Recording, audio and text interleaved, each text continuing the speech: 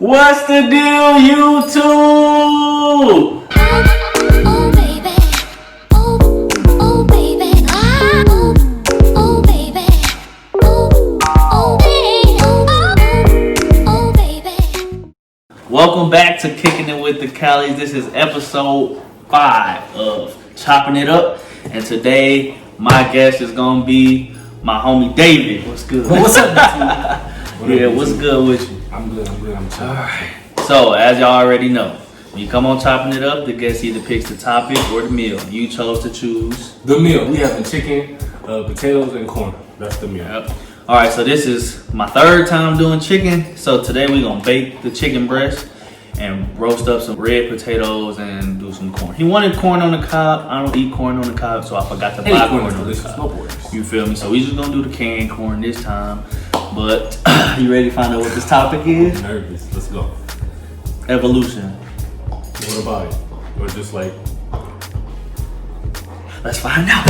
Alright, y'all. So you know we already got the clean kitchen. Now it's time to clean these hands.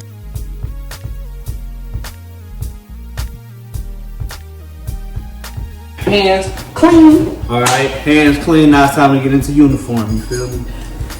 Wear an apron. Yeah. Alright, cool. Uniform. Oh my god. He brought this chef hat. Yes, sir. No way. You know? Alright, so we bought frozen chicken breast. So we gotta get it, put them in the sink right quick and let them thaw out. So I'm gonna get this started while I ask David. Evolution, what you think? What did you think when I said it? Evolution. I don't know what you do. I'm not gonna lie to you. As I told you, I thought we were talking about the wrestling group. But I'm pretty sure you don't mean the wrestling group. But Right. yeah, evolution is it's a lot that can be discussed on that topic Right. for both opinions and facts. Right. Alright. Nothing but opinions for you, brother. I want to talk about your evolution as a person, you know, my evolution and your evolution from the beginning, you know what I'm saying? So let's start off with like, talk a little bit about your childhood and how you ended up the way you are today. Growing up, I mean, I think I was a regular kid. I loved cartoons. School was more like secondary. Kind of is still secondary. But I don't know, I think I was a normal kid. I had enough friends in middle school. So what about like the household? You had both parents in one household? I did not. Okay. My parents got divorced early. I was going back and forth between my mom and my dad. Was that a hard thing to do as a kid, or you didn't really do Yes. a whole lot? Or? Yes, it was very hard. Because Yeah. I mean, yeah, it's hard because it's like you watch TV, you see two parents. And Yeah. then at that age, I don't think I really understood why I didn't have two parents. Mm-hmm. And it's like you go to school, your friends have two parents. I'm not trying to get all sobby Right, yeah. Yeah, I mean, No, I was just, I'm pretty much asking because, like, you know, looking back at that, and then, you know, what you 22, right? I am 20. So, like, you coming around to the time where you gonna be starting to think about, you know, the next step, family, marriage, all that kind of stuff. Yeah. So, how does that direct your outlook on like how you want your life to go? For me, oh yeah, divorce is an option for me. I'm marrying one woman that's having my children and all that good stuff. Like divorce, I want to be super dad. I want to be there for everything. Right. I mean, yeah, I want to be super dad. I want to be able to go to everything. I want my kids to be able to come to me and for comfort. Yeah. But yeah, divorce really isn't an option for me. I want to know. I met you at what? As a freshman, right? Freshman 18 in years college, old. 18. We both was pretty much still kids at Still the very time, you know young. what I'm saying? How old are you? 20? Yeah, I was 19. Yeah, I'm only a year older than you. So y'all was 19, you was 18. Man, we was kids. Right. Let's talk about how that changed from the Detroit, you know, environment to the Lansing environment, how it affected you, and then I'll talk about how it affected me. Or you want me to go first? You can go first because All I mean I don't know if YouTube knows it, but we went to cast together. Yeah, exactly. We didn't even know each other Yeah. in high school. So we It went to the was same high popular. school. Stop it. So we went to the same high school, but we, you know, it's a big enough school that you won't know everybody that go in there, you know. You know, Detroit and Lansing is definitely, Two different places for yeah, sure. it's like day and night pretty much. You gotta move a lot more cautiously, you know, in Detroit. It's like certain things is not as big of a deal here in Lansing, East Lansing, as it is in Detroit. Right.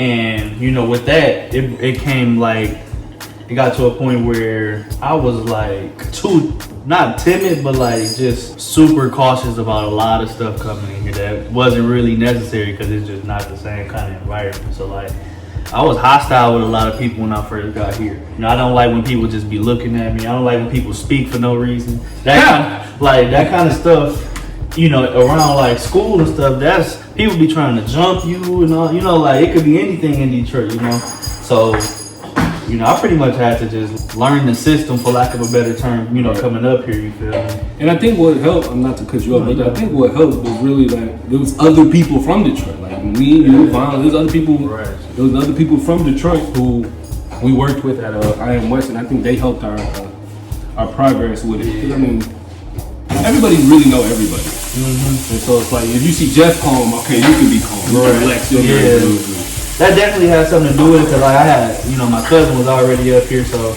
you know, he was just moving kind of freely, and I thought it was weird at first, you know, how you walking around with headphones on, you know, you're not doing that in the city. That was pretty much like the first little, it's like almost a culture shock, you know what I'm saying, that comes with it. You scared to touch raw meat?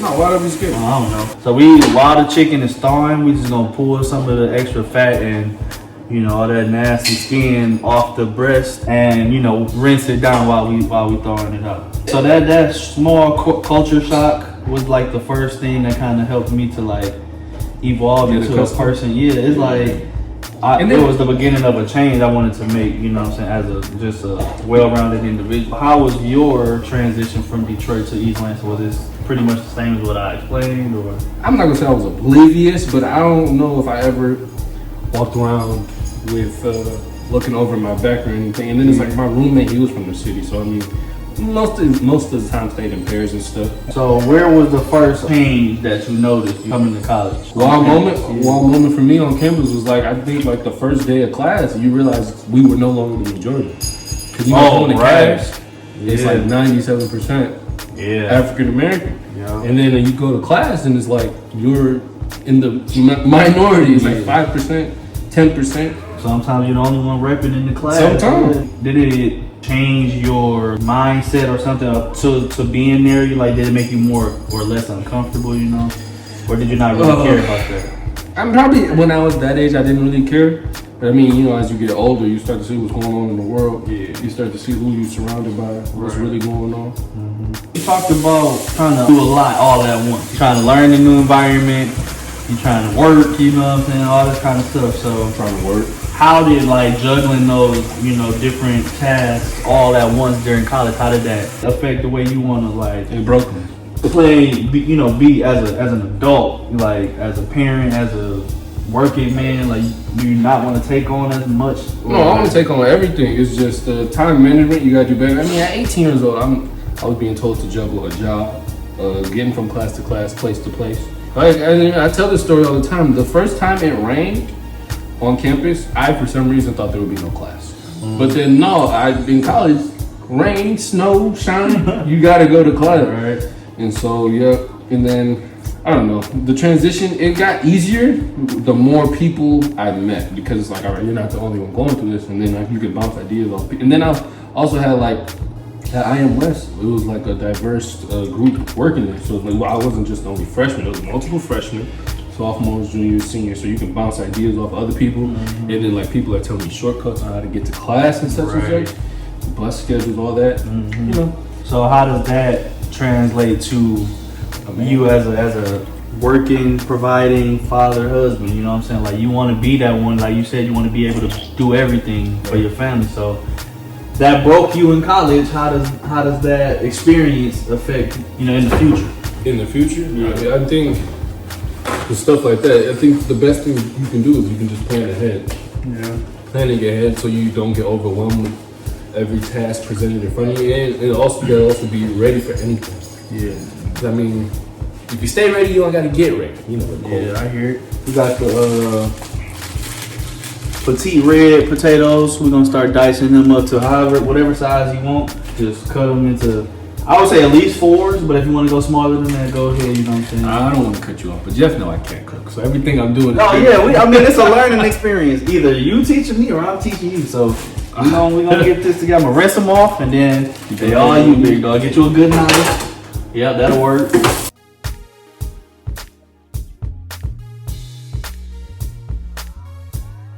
Potatoes have been diced.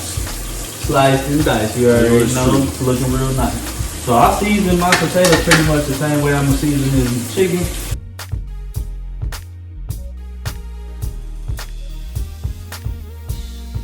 All right, let's talk about them different hats we was talking about wearing, right?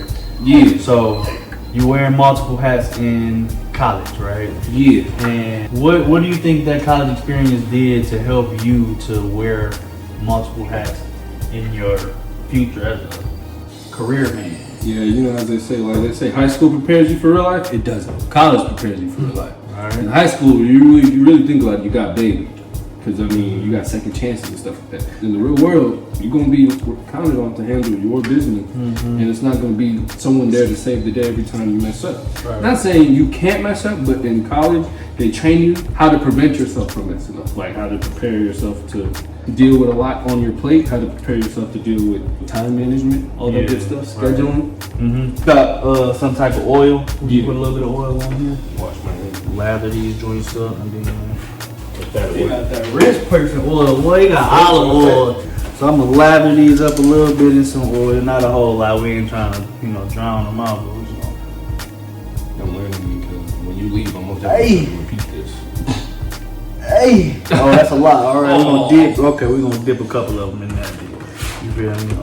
So we're gonna lather them in the oil, and then season them with all them seasonings over there. All right, so now we're gonna preheat the oven to 430. What are your next goals after graduating from college? Well, right now I just found a job. Well, I didn't just find it. I have an interview for a job on Saturday. That's just something to pay my rent. But after graduating, I don't know. I'm looking into career paths for me, and I was looking into grad school. I'm looking into it. Right. I did my due diligence, but I mean, I'm still looking. Yeah. You know, because I don't know. Maybe I do want to. If I can find maybe like a 2-year program, I wouldn't be opposed to it. But no 4-year joints. What new evolutions do you want to see from yourself moving forward? A beard. I'm sorry. Okay, because I'm on the same too. Y'all already know that. Beard. Also, I just want to be a better man, because recently I bought a journal because I want to start journaling. And I'm not gonna say nothing. I'm not gonna talk about nothing crazy in my journal, but I just like to write down my thoughts, because I have a lot of thoughts throughout the day, and I feel like journaling can help me express myself sometimes. I also want to be a better, man with get on my praying tip. I pray every day, but I do better with that aspect as well. We talked about school and like career, right? Let's get into you as in the relationship aspect. So we talked about the fact that of course you want to get married and have kids, right? I do.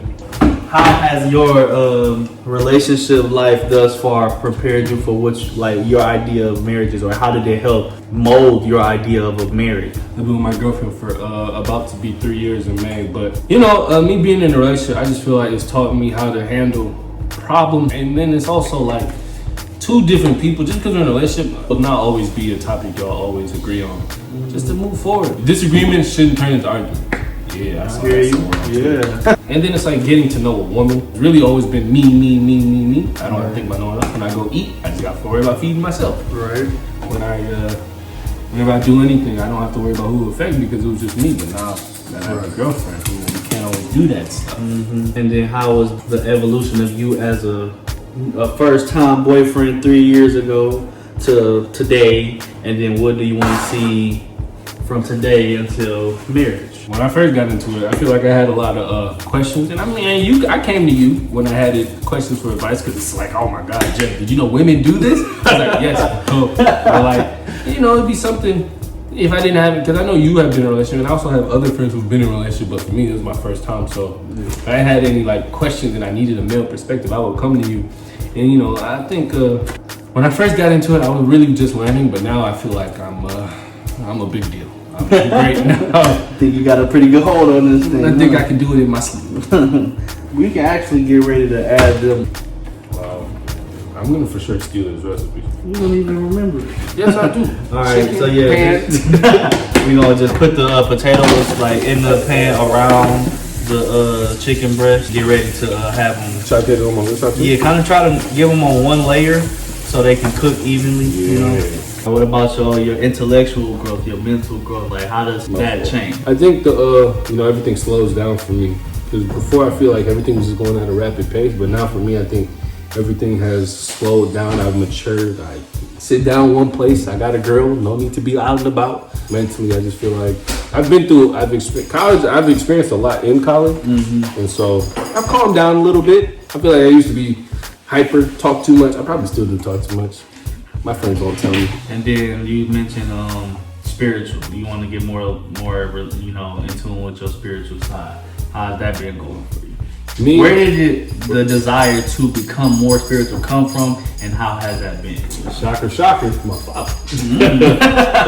But no, my dad, before Corona, he was going to church every Sunday, and when I was younger, I saw he had a cross around his neck. As you can see, he also was the one to buy me my cross. Yeah. And, he used to encourage me to read the Bible and stuff like that. And, as a kid, read the Bible. Nobody's going to read it, but, as I get older, the stories start to make more sense. All right, so the oven just got to the temperature of 430. Make sure y'all remember the temperature, 430. We're gonna put it in, we're gonna put the timer on 15 minutes, and then see what it look like in 15 minutes. If I think it should cook a little bit longer, we're gonna cook it a little bit longer. The reason that you put it on 430 versus like the 350, 375, whatever, I wanna cook it a little bit higher so it can cook fast and keep a lot of the moisture, the juice, you know what I'm saying? If you cook it for a longer period of time, it'll lose a lot of its moisture. So I'll turn it up a little bit to hold that moisture. So while we wait on that stuff to cook, let's talk about the evolution of just the world, bro. So like, what's going on in the world right now? Yeah, I mean, I'm gonna start, but you got a couple of different perspectives being Nigerian, the Black Lives Matter thing, right? I can say personally in Detroit, I didn't experience a lot of racism because we mostly black in Detroit, you know what I'm saying? We don't really deal with it up front so much, you know what I'm saying? I was gonna say, I don't think I ever feel like I even had a slip up in exactly before college. Right. And then I had one experience with the police that it didn't mean nothing to me. Like I didn't know what was happening at the time, but looking back at it kind of like angers me. So like I had to be like 10 or 12, something around that age. And my dad had got pulled over for an illegal turn. It wasn't even an illegal turn, but they pulled him over. And of course, dad is the most macho, masculine dude, and you know as a kid, you know what I'm saying? So they come to the car and talking to him about, the turn. You made an illegal turn, license, registration, all that stuff. That's regular stuff. He said, I make that turn every day. I work right here. I don't think that's an illegal turn. He said, the officer, like, it's a sign that says it is. He said, I must have missed it. I don't remember that being an illegal turn. So they gave him the ticket or whatever. But like, when they walked away, when they asked for his license and registration, he said he was being super timid. He like, yeah, you see both of my hands, officer. I have a license. Yeah, I have a license to carry. I have my pistol, but I have a license to carry. You put the pistol on the door, on the dash. And he's like, yeah, I'm reaching for my wallet. And he's doing all this over explaining. And I'm like, bro, what are you doing, bro? Like, don't nobody care. No, for real. It was like 10, somewhere between 10 and 20. Everything. Yeah, so I'm like, bro, like, he don't care every movement. Like, why are you doing that? I'm in my head, of course. I'm not going to say that to my dad, especially in front of the police. But like, and that held no substance in my life up until I think like the Trayvon Martin situation, that kind of stuff. That was the first racial incident I can recall. Yeah, me too. Right. So then I start to think back, like, okay, well, I definitely understand how that could have went left. You know what I'm saying? Very easily. It kind of made me mad. It kind of like hurt me personally because like my dad, who ain't scared of nothing or nobody, felt the need to kind of, over explain and be so cautious around a dude who if I looked at him, I'm like, man, my dad can beat him, and if he can't, we can. You feel me? Like, I'm gonna jump this nigga. I don't know about you, but when the Trayvon Martin incident first occurred, my dad, he talked to me because I'm not gonna say I didn't know what was going on, but I didn't understand what the whole the media coverage was about. Right. I'm like, what happened? Then the video came out and all that stuff. Like, yeah, my dad talked to me. He was like, in America, you have to talk to police a certain way. You have to act a certain way. You shouldn't be walking around with your hoodie on, stuff like that. And at the time, I didn't really understand it because how old was I? I wasn't at Cassia when that happened. Oh, I must have been 9th grade. You was 8th grade. Yeah, I was pretty young when that happened, and I didn't really understand what all the commotion was about. But then, as you go to school and the teachers are talking to you, and you have white teachers, black teachers, Asian teachers, everyone's talking to you about how important this is and how to protect ourselves if we are ever put in a situation. And then as more racial incidents occurred in life, it's like, okay, now I see why they were talking to me about certain stuff. Because that's where I was about to get to. Like coming to East Lansing, it's a lot smaller, and it seemed like it's so many more police around. Like you got the East Lansing PD, you got the Michigan State Police Department, you got the Lansing Police Department, and they all just be all around all the time. And I felt like there's been times where, I believe it's about all police, but specifically like campus police, they looking for something to mess with you for, you know what I'm saying? I've seen them pull people over on bikes because they ride on the side. Like, we got bike lanes, yes, but these cars don't drive, like they drive tight on that line, or whatever. Like, so yeah, they be doing too much in my opinion. But that's where like it became clear that this race thing is a thing, you know what I'm saying? And you gotta move different. I'm pretty sure whenever you do become a father, I'm gonna have to talk with my son about it, right? Just to pass down the stuff. Because as a black man growing up in America, you never want, like, that would probably be my worst fear as a parent. My child being in that situation and being uninformed on what to do, and God forbid something happening to him. The one thing I hate more than anything, and like for a long time I told Nyla I didn't want to have kids because of my fear or my the fact that it's a lot of stuff that are happening in life, white, black, male, female, whatever, that you can't control. And then on top of that, you black, you know what I'm saying? And you as a boy, like you gonna grow to be a man that's gonna be this intimidating person just because you black. Then as a woman, you are not as physically capable of like defending yourself and stuff like that. So what kind of position does that put me in as a protector, knowing that these kids walk out of my house every day and ain't no telling what's gonna happen, you know what I'm saying? Like that's the kind of thing that kills me. So I'm glad you brought it up, because my next question was, what age do you have that talk? Like how old do they have to be to actually grasp what you saying? Probably high school. Probably the freshman year of high school, because it's like middle school, we wanted freedom, but we all knew we couldn't survive without our parents. Right. High school, when you start to you start feeling like you can do a little, you get your own little lunch money and stuff like that. Maybe high school, whenever they start, or maybe whenever they start driving, because once you get in the car, I'm not there, so probably whenever you feel like your child's ready for that conversation, I feel like that conversation should be had. And does the environment that they grow up in determine or change the age at which you feel like that conversation is necessary? Yes, because I mean, if you're raising your child in a predominantly black area, you probably want to have that conversation. Probably not sooner, but you probably want to make it like more known and aware to them than maybe growing up in a predominantly non-black area. See, I almost vice versa. Flip it, yeah. Like, so in Detroit, it's more important to know how to move in the streets just from other people. You know what I'm saying? Like, it can be a random, a homeless person or a drug dealer, just a burglar, a robber, you know what I'm saying, that's on the street. He might try to rob you. So I was taught that before I was taught the police talk, watch who walking behind you. Don't talk about what you have at home in school, because, they might tell somebody that knows somebody, that kind of thing. So I was more cautious about letting people know what we had, like tangible stuff, you know what I mean? And then coming to Lansing, which is predominantly white, that's where I became more cautious of the police and the racial thing, you know what I'm saying? So like, I kind of think it's maybe a little backwards, like, well, opposite. I ain't gonna say backwards, but the opposite as far as, if we live in an area where we are the majority, it's less important than it is if you are the minority in your area, Corn, it's canned corn. I'm not gonna season or nothing, because I don't know if people like theirs sweet or salty or whatever. So I'm gonna just really put it on and let it simmer for the last few minutes that the chicken is cooked. You can put like a medium. Hey, YouTube, so I forgot about the rolls. The chicken almost done, so I'm gonna just wait till the chicken is done, turn the temperature down, and put the rolls in. Actually, you can turn the temperature down right now. On what? The chicken? Yeah, and turn it to 350, bake. You too. Jeff know how to work my oven better than me. I mean, they don't call me Chef Jeff for nothing, you feel me? Push that. No one calls me. Who calls you Chef Jeff? Oh wow. Oh yeah, you Oh, sick. wow. You got butter? Oh, you got honey butter. You a freak. Wow, Chef You Jeff. sick, I'm a whole chef out here. That's crazy. Hey, food's ready. Yes, sir. Let's see what this looking like.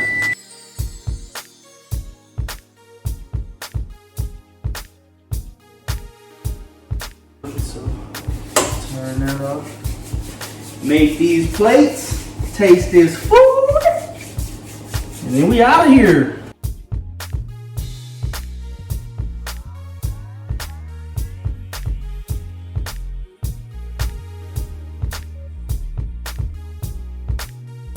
You ready? Well, how you gonna cut your chicken? It's the wrist technique. Yeah, well, you got it like that with the plastic for you. Different.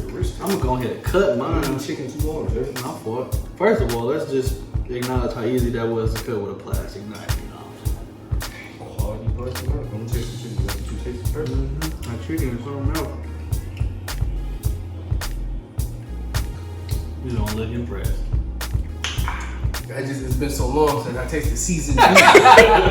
You know, I've been cooking and it ain't nothing like this. No, it was fantastic, bro. All right, cool. Let's Corn. try these. Oh, you got corn? I'm gonna go corn. You know, I love corn. Yeah, let's try this corn. Corn make the breaks. I ain't even put nothing in the corn. Fantastic. Sweet corn. Sweet kernel corn. It's good. Taters. It's one with the red bread, right? They cooked all the way through. Seasoned. Exquisitely. Honey butter dinner roll. You can see my fingerprints. That's how soft it is, boy. I'm trying to tell you. I just haven't had cooked food for us since I went home. And just the fact that you came to do this with me. It's moving me right now. 5 for 5. Successful.